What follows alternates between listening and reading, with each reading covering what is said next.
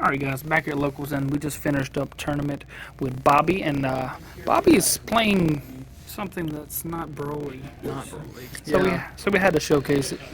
I guess it's just every once in a while. Ever since I saw the new Cell stuff, I always like hand control, but Cell. It's the new one from the starter deck. This leader says activate main. You get to place one Android card from your hand under it, draw a card, and KO something 3 or less. Whenever you have 3 or more androids or at 4 life, you can awaken, untap 1 mana, draw a card, and then go to 5. Whenever you do that, you flip to this side. You get Cell Return of the Ultimate Life Form. Wow, why did he turn into a different one this time? Auto, you place one Android card from your hand under the, and you get to draw 2 on attack, and then activate main. You take 2 cards from under him and put him in the drop area, and blow up anything, and he gains +5k in credit. And so this is the expansion leader, right? Yes, it's the starter deck. It's the new starter deck leader. So that's pretty sick. So if you guys want to get into the game, Bobby, I'll tell you this is pretty strong for a first player's deck. Literally, all you need is 2 of the starter decks, and you can actually make this work. You're fixing to see a lot of the cards in the deck, and it's mostly starter. It's basically generic Cell list. So yeah, here we go. Let's get to the profile. We're going to play 4 copies of Android 17 Absorption Imminent. Whenever this card comes into play, auto, you look at the top 5, add any android from among them to your hand, and then activate main. You can shove it up under your leader. Next, 18. She does the same thing with putting herself under your leader card. Whenever you play her, she just draws a card. So Android 17 is the searcher, and 18 just draws. We play 4 of Android 17 and 18 Absorption Imminent. It's a unique critical. If your leader card is a green android, which it is, when an opponent's battle card is KO'd by one of your skills, you may play this card. So if you pop it with your leader effect or charismatic villain, you just play that. It's a 10k crit. Activate main. You can shove it up under your leader card and draw a card. This is the only one that whenever you put it under your leader, you draw a card. Okay, those are all the Android 17 and 18s. Here is the Cell lineup. You play 4 Cell. Oh man, Stratling Assimilation. Yeah, Startling. Startling. There you go. Man, I can't read. It's been a long day. Anyways, he has unique limit 1. The Union Absorb is a limit 1. You take a 17, put it under him. You go into a 4-drop green yellow Cell. His auto is if your leader card is a Cell card and you KO one of your opponent's battle cards, play this card from your hand in rest mode. Pretty strong. It is. We play 3 Cell Absorption Onslaught. This card right here comes out. It has the same effect with the Union Absorb, but this one comes out if you have a Unison on the field, a green Unison on the field, and your opponent has no battle cards. And it gets played in rest mode just like the other one. They all absorb a 17, and they go into a green-yellow Cell. This is the one that we play. It's a 4-drop. Whenever he comes into play, the only thing that's relevant is the auto, and you get to draw a card whenever he comes into play, if you play him from your deck or hand. He also has Barrier, which I didn't realize for like the first time I tried to interact with him. Oh, yeah. Union Absorb 18, put it under him for 1 green mana. You get to play this guy, the 8-drop Cell. Unending Torrent? Yeah. He's blocker, he's 20k.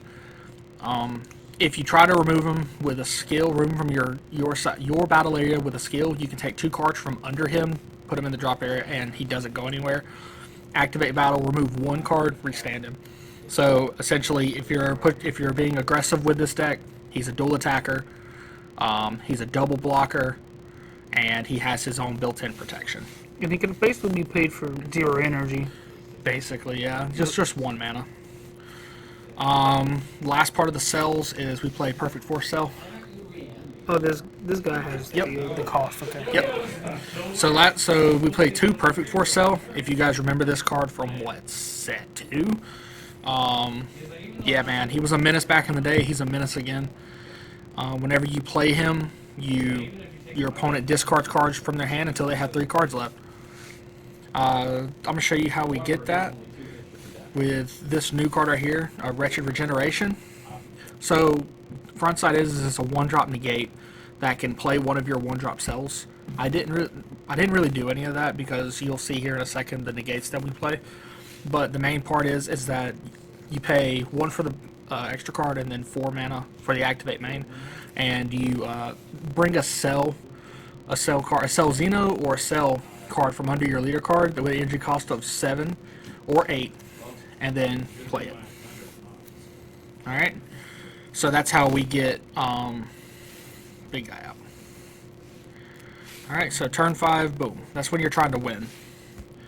Unisons, we play, this is the Unison that comes in the starter deck. I say it's the best Unison for the deck.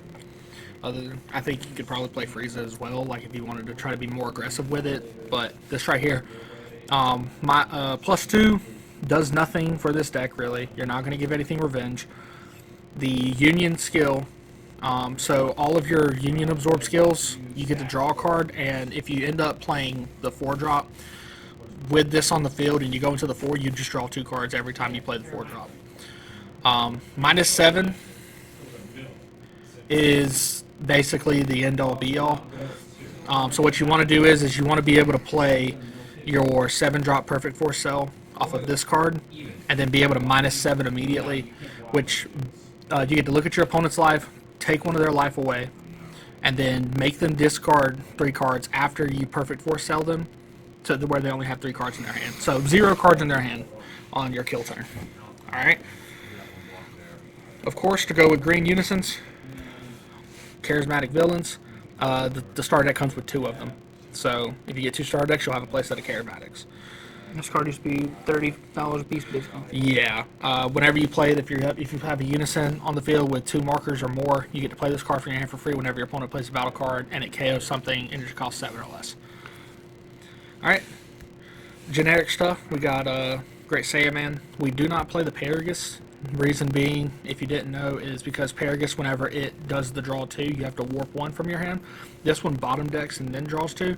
You want to be able to put your 4-drops back into the deck.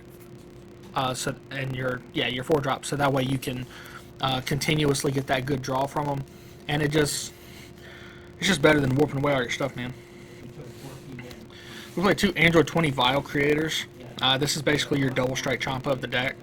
You can either give it to your leader to give your leader 30k double strike crit for the turn, or you can give it to mainly what I did tonight. I gave it to the 8-drop cell. Makes him a 25k dual attack on the double strike on the second one. Yeah, the first attack that you swing with him, if you combo this, you make it a 30k double strike. Then you activate his ability, remove a card from under him, restand him, and then the next swing he's a 25k double strike. Without any other combos. Yeah, right before you even combo. So I kept wondering why the people wanted to buy these Android 20s for foils. I'm out of my inventory, and I was like, okay. A lot of cell players out there, man. Okay, negates. We play 4 Dormant. Dormant's just good. And it's getting reprinted, so everybody can play this deck now. Yay! We'll have cells all over the meta. 4 Homicidal Clones. Whenever you do your Awaken, you have to take until 5 life. Just Homicidal. Get you your 4, get your super combos active super fast. 1-ofs in the deck. I don't play an Overrealm. I choose to play this instead. If your opponent has 4 or more mana, you have a cell card with energy cost 4 or more on the field, you get to play this card for free and tap down one of your opponent's cards. I mean, we're in a meta right now where there's a lot of blockers on the field, and just being able to tap down your opponent's energy is also really helpful against some yellow players who like to leave 1 mana up. You can punish them pretty hard as long as they have 4 mana. Alright, last card of the deck. We should all know what it is. It's Cell Xeno. This is the original one that's been errated, so don't go off of what this text says.